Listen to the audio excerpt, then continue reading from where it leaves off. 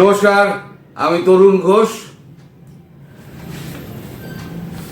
72 সালের যে সংবিধান, শেখ মুজিবুর শেখ রচিত যে সংবিধান, সেই সংবিধান নিয়ে এখন খেলা চলছে।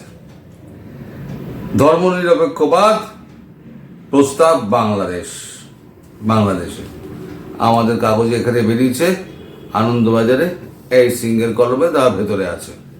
আমি প্রথমটা একটু পড়ে শোনাচ্ছি আপনাদের। মুক্তিযুদ্ধের পরে 1972-এ বাংলাদেশে প্রণয়ন করা প্রচলিত সংবিধানের 4টি মূল নীতি 3টি বাতিল করা সুপারিশ করল মোহাম্মদ ইউনূস সরকারের নিয়োগ করা সংবিধান সংশোধন কমিটি। বাতিল নীতিগুলি হল ধর্মনিরপেক্ষতা, সমাজতন্ত্র ও বাঙালি জাতীয়তাবাদ। রাখা হয়েছে কেবল গণতন্ত্র। সংবিধানের বাংলাদেশ রাষ্ট্রের নামটিও বদল করার সুপারিশ করা হয়েছে। সংস্কার কমিশনের প্রধান আলী রিয়াজ এদিন তাদের যে সুপারিশপত্র আনুষ্ঠানিকভাবে প্রধান উপদেষ্টা ইউনূসের হাতে জমা দিয়েছেন, তাতে রাষ্ট্রের সাংবিধানিক নাম গণপ্রজাতন্ত্রী বাংলাদেশের বদলে জনগণপ্রজাতান্ত্রিক বাংলাদেশ বলে উল্লেখ করেছেন। প্রথমত হলো আপনার বাদ গেল কি, ধর্মনিরপেক্ষতা, সমাজতন্ত্র ও বাঙালি জাতীয়তাবাদ, এই তিনটে বাদ। এমনিতেই এগুলো আর আপনার আমলে তো নেই। রাখা হয়েছে গণতন্ত্র। আরে গণতন্ত্র রেখে কি হবে? আপনার দেশে গণতন্ত্র আছে? গণতন্ত্রের তো পিন্ডি চটকে তারা শেষ করে দিয়েছেন। গণতন্ত্র সংবিধানে রেখে কি হবে? গণতন্ত্রটাকেও বাদ দিয়ে দিন, তাহলে 16 গলা পূর্ণ হয়ে যেত, সবাই আনন্দে ধেই ধেই করে নাচত। হ্যাঁ, আফগানিস্তানের পরে আবার একটা দেশ হয়েছে যেখানে গণতন্ত্রও নেই, আবার জনগণতান্ত্রিক সরকার। মুখে বড় বড় বুলি আছে। এই বুলি কোথায় থাকে রে ভাই? আর কদিন বাদে আমি দেখব। আর তো 4 দিন, কদিন 4 দিন। যাই হোক, এর আগে আমি বলেছিলাম 18 তারিখ একটা ধর্মঘটের ডাক দেওয়া হয়েছে। তারপরে আমি একটা পোস্ট দিয়েছিলাম যে প্রধানমন্ত্রী শেখ হাসিনা তিনি নিজে এই ঘোষণাটি করবেন। 19 তারিখে তিনি একটা জাতির উদ্দেশ্যে একটা ভাষণ দেবেন, তার ব্যবস্থা হচ্ছে। এখন যিনি উনি যেখানে রয়েছেন, হিন্ডন এয়ারবেস, সেটা এত সুরক্ষিত জায়গা, সেখানে কোনো টেলিভিশন ক্রু কাউকে বা কোনো সাধারণ মানুষকে সেখানে ঢুকতে দেওয়া হয় না। সমস্যাটা কোথায়? এখন যদি টেলিভিশন ক্রুদের ঢুকতে দেওয়া হয়, তাহলে তার ওখানে যে সমস্ত এত গোপনীয় জিনিসপত্র রয়েছে যেগুলো সাধারণের চোখের আওতার বাইরে থাকে, কখনো তার ছবিও তোলা যায় না, তাহলে এদের সঙ্গে ক্যামেরাও থাকবে, সমস্ত কিছু থাকবে, কি কখন ছবি তুলে নেবে সেটা একটা বড় ব্যাপার। ফলে এটা নিয়ে একটা দোলাচলে রয়েছে। আর দ্বিতীয় হচ্ছে, প্রধানমন্ত্রী প্রোটোকল অনুযায়ী কোনো স্টুডিওতে গিয়ে তিনি সাক্ষাৎকার দিতে পারেন না।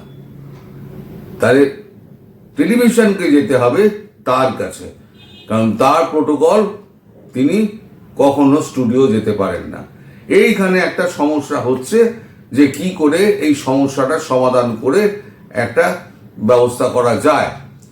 মনে করা হচ্ছে এএনআই-কে ব্যবস্থা করা হয়েছে, বা প্রেস ট্রাস্ট অফ ইন্ডিয়া গভর্নমেন্টের যেটা, তাকে একটা চেষ্টা করা হচ্ছে, তাদেরকে দিয়ে যদি ব্রডকাস্টিংটা করা যায়, কোনো প্রাইভেট চ্যানেলকে দিয়ে না। প্রাইভেট চ্যানেল এবার ফিড নিয়ে নিল, সেটা আলাদা কথা। এখন সেটাও যদি প্রতিরক্ষার বিভাগ যদি অনুমতি না দেয়, তাহলে একমাত্র ওই সোশ্যাল মিডিয়া ছাড়া ওনার আর কোনো জায়গা নেই, কারণ উনি যেখানে থাকছেন সেখানে কাউকে ঢুকতে দেওয়া যায় না।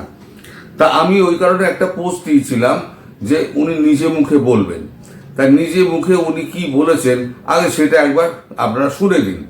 আন্দোলন করতে হবে, সব মাঠে নামতে হবে, এই ব্যাট ট্যাগ সব প্রত্যাহার, নিত্য প্রয়োজনীয় জিনিসের দাম কমাতে হবে, প্রত্যেক মানুষের জীবনে নিরাপত্তা দিতে হবে, মামলা বন্ধ করতে হবে, মিথ্যা মামলা প্রত্যাহার করতে হবে, সব বন্দীদের মুক্তি দিতে হবে এবং ইউনুসকে পদত্যাগ করতে হবে, কারণ সে দেশ চালাতে ব্যর্থ। এই সমস্ত আরো আর যা নিজের এলাকায় যে সমস্ত ইস্যু আছে সেগুলি নিয়ে সব জায়গায় যে আগুন দিয়ে পোড়ানো থেকে শুরু করে প্রত্যেক এলাকা ভিত্তিক সব জায়গায় মানববন্ধন এবং মিছিল মিটিং যে যা পারো করতে হবে। আর যদি রাস্তা নামতে না দেয় তাহলে হরতাল রেখে দেবা। যার যার এলাকায় যেখানে যেখানে সুবিধা হবে এই হরতাল ডিক্লারেশন দিয়ে দেবা। দরকার 18 তারিখে হরতাল দেবা। তো 18 তারিখে যাওয়ার কথা না? জি জি আপা জি। সেদিনই দিয়ে দিও, ঠিক আছে? এটা আমি বলে দিচ্ছি, আমাদের এর কাছে ওর কাছে ফোন করে তোমাদের জানতে হবে না। যেটা আমি বলছি সেটা মনোযোগ দিয়ে শুনবা এবং এইভাবে সবাইকে বলো।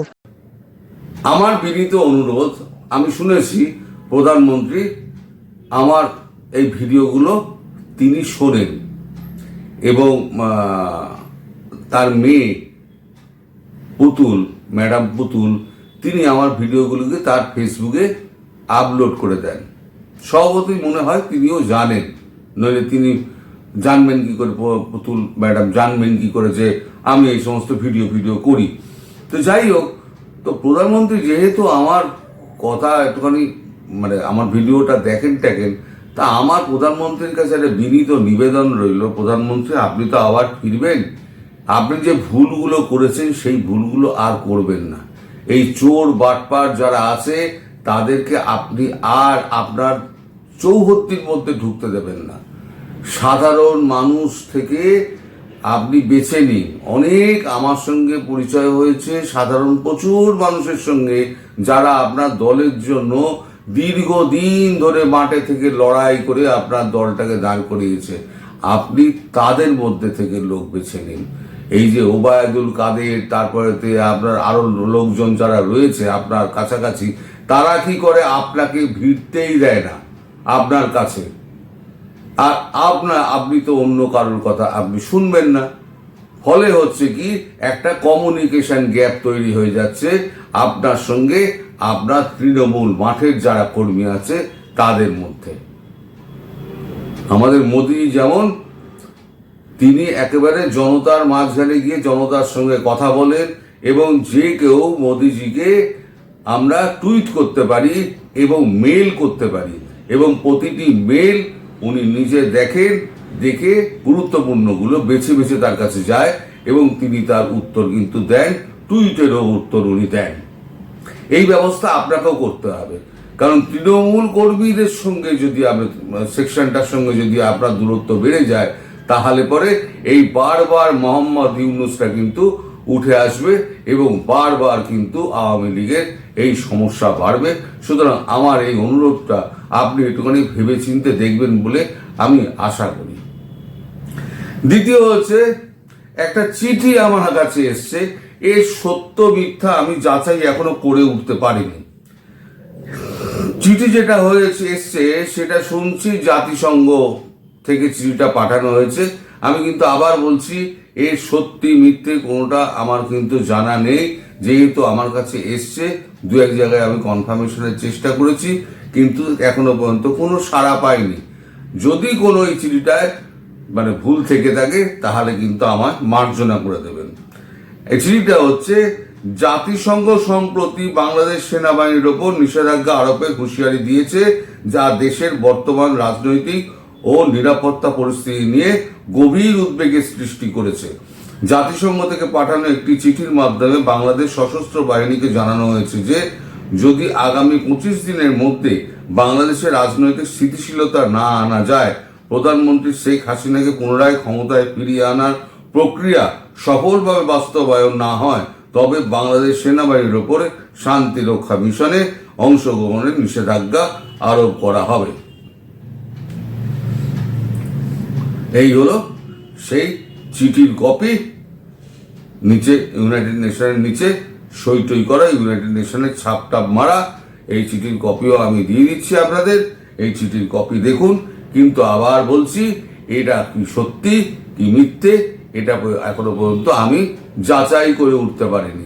তবে যদি সত্যি হয় তাহলে পরে হিন্দিতে একটা কথা আছে, গ্যায় ভস পানি মে। কি বললাম? গায়া ভস পানি মে, মানে আপনার যে এত প্রতিষ্ঠা, গণতন্ত্র, সমাজ, মানে আপনার ধর্মনিরপেক্ষতা, সমস্ত কিছু আপনি বঙ্গোপসাগরে ভাসিয়ে দিলেন। এইবার যখন সরকার পরিবর্তন হবে তখন কি আপনি আশা করেন যে এই সমস্ত আপনার সংস্কার পরবর্তী সরকার আমল দেবেন? কারণ আপনার এটাই তো নয়, বৈধ নয়। আপনার যে গভর্নমেন্টটা, এই গভর্নমেন্টটাই তো বৈধ নয়। তাহলে যে গভর্নমেন্টের কোনো বৈধতা নেই সেই গভর্নমেন্টের কথা বা তার সমস্ত ক্রিয়া প্রক্রিয়া যাকে বলে, সেইগুলো কি ভ্যালু থাকে? কোনো ভ্যালু থাকবে না। আর আপনার দিন তো মোটামুটি গোনাগুনতি হয়ে এসেছে। আমি যা খবর পাচ্ছি, ভেতরে ভেতরে যা খবর পাওয়া যাচ্ছে, তাতে কিন্তু আপনার কপালে কিন্তু অশেষ দুর্গতি নাচানাচি করছে, একেবারে ধেই ধেই করে নাচছে, এইটুকু বলা যায়। শুধু সময়ের অপেক্ষা। আর আপনি যে এখান থেকে ভাগার চেষ্টা করছেন, এই সুইজারল্যান্ড থেকে আপনি ফিরবেন কি না সে নিয়ে আমার কিন্তু মনে গভীর সন্দেহ দানা পাচ্ছে। এই সন্দেহ ক্রমশ আবার ঘনীভূত হবে 4টে দিন কাটার পর। আমার মনে হচ্ছে আপনি এই এসকেপ রুটটা আপনি চাইছিলেন, সেই এসকেপ রুটটা আপনি ধরে নিচ্ছেন ওই কূটনীতির আড়ালে। কূটনৈতিক চাদরে নিজের গা ঢেকে আপনি বেরোবার চেষ্টা করছেন। কারণ কূটনৈতিক চাদর যদি আপনার থাকে তাহলে পরে আপনাকে কেউ বাধা দিতে পারবে না। আর তা না হলে কূটনৈতিক মিশন যারা এই 19 তারিখ 11টা 1 মিনিটের মধ্যে যাদেরকে বলা হয়েছে পদত্যাগ করতে, তারা যখন দেশে ফিরে যাবে তাদের সঙ্গে আপনি একটা ভাগার প্ল্যান করছেন, সে খবরটাও আমি পেয়েছি। এখন দেখা যাক কোন খবরটা সত্যি হয়। আপনি 19 তারিখ যেটা ঠিক করেছিলেন না, আমি জানি 19 তারিখ আপনি ওই এদের সঙ্গে ভাগার চেষ্টা করতেন। কূটনৈতিক মিশনের যারা কর্মী আছে, যারা বাইডেন প্রশাসনের সাথে নিয়োজিত ছিল, তাদেরকে সমস্ত 11টা 1-এর মধ্যে 19 তারিখ রিজাইন করতে বলা হয়েছে এবং দেশে ফিরতে বলা হয়েছে। তাদের সঙ্গে যদি আপনি ফিরে যান তাহলে পরে আপনাকে কেউ ধরতে পারবে না। আপনি খুব বুদ্ধি খাটিয়ে, এগুলো সমস্ত কিছু প্রযোজিত। আমি তো আগের ভিডিওতেই বলেছি এগুলো সমস্ত কিছু প্রযোজিত। কিন্তু যেখানেই আপনি যান না কেন আপনাকে কিন্তু ঠিক ধরে আনা হবে, আর আপনাকে এই দেশের মাটিতেই আপনার বিচার করা হবে। এবং এই দেশের মাটিতে এই যে সংবিধানকে কবর দিলেন, আপনার একদম কি বলে আপনার অর্থনীতিকে কবর দিলেন, যা যা আপনি করেছেন সুন্দর সুন্দর কাজগুলো, সেগুলো তো একেবারে সোনার ফ্রেমে বাঁধিয়ে রাখার মতো না। আমি বলি কি, আপনি এক কাজ করুন, আমি একটা ভালো বুদ্ধি দিচ্ছি। সেটা হচ্ছে এই ধ্বংসাত্মক অর্থনীতি নিয়ে আপনি একটা বই লিখে ফেলুন। ধ্বংসাত্মক অর্থনীতির ওপরে কিন্তু কোনো বই নেই এখনো পর্যন্ত। আপনি খুব সার্থকভাবে এটা লিখতে পারবেন, আর যদি লিখে ফেলেন আমি গ্যারান্টি দিচ্ছি আপনি ম্যাগসেসে পুরস্কার পাবেন। ডক্টর ইউনূস, আপনাকে আমি একটা ভালো বুদ্ধি দিচ্ছি। এই একটা পুরস্কার আপনার বাকি আছে, যে সাহিত্য হিসেবে একটা পুরস্কার আপনি পেয়ে যাবেন। শেষ বয়সে যদি পুরস্কারটা মেলা যায় তাহলে খারাপ কি? তো আপনি একটা ম্যাগসেসে পুরস্কারের জন্য আপনি ধ্বংসাত্মক অর্থনীতি একদম শীর্ষক একখানা বই লিখে ফেলুন। আপনার মতো ভালো বই আর কেউ লিখতে পারবে না, এই আমি গ্যারান্টি দিয়ে দিলাম। সুতরাং চেষ্টা করুন এখন থেকে, শেষ বয়সে যদি আর একটা নোবেলের পর ম্যাগসেসে পাওয়া যায়। দর্শক সবাই ভালো থাকবেন, সুস্থ থাকবেন এবং সাবধানে থাকবেন। নমস্কার।